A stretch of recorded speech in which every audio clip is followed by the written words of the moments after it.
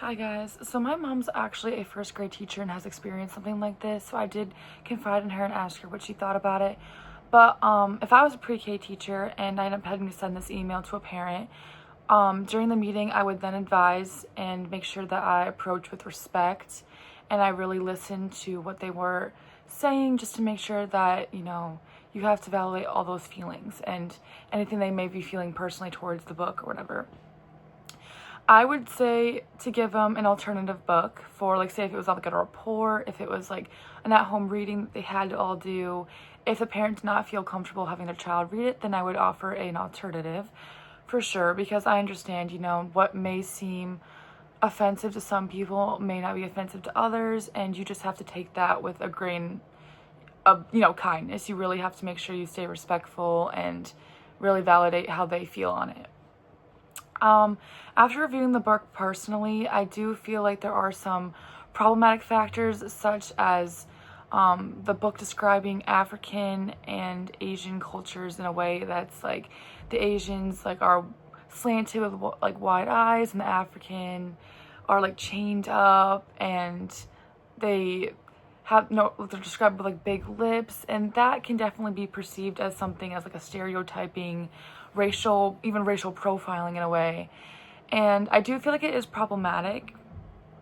However, I remember when we were younger, we had to read a lot of books that ended up being problematic, like How to Kill a Mockingbird, Animal Farm, and they definitely dealt with some very mature types of situations, like racial profiling and all that. And I do know that I think it is important that we read it. So I would discuss as a teacher that, the children are learning something by it.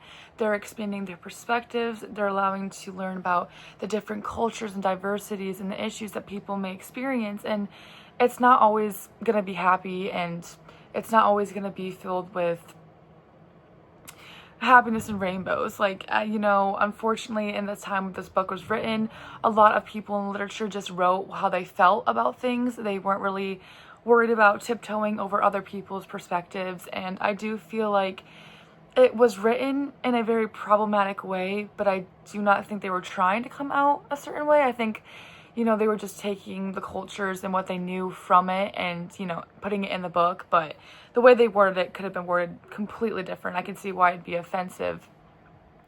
But I think that children need to learn that, the world has changed a lot, and different perspectives are definitely a part that comes with, reading. And as you get older, like, you're just going to run into the same problem. And I think it's important that we expand on these issues. And if anyone doesn't feel comfortable reading a book, I feel like we can always give them an alternative. But if we were to ban every book that might seem problematic, racist, stereotyping, anything that, isn't good for certain people, then, we wouldn't be allowing the children not to fully understand a lot of different important topics. And I do think that we need to keep certain books around because it's teaching a lesson. I do agree that, like, the parent has every right in their mind to say they don't want this book and they don't want their child reading this book. So I would just engage with respect and understanding, and we would come to some kind of agreement. But I would explain that as my reasoning behind why we keep banned books, because, people's feelings and that stuff, it really does matter. But I think in order for people to grow and learn, we need to learn that there's different perspectives in life, there's different cultures, diversities, issues that come up. The world is just, different. People are different, and I think we do need to learn about that. So that's how I'd handle that situation.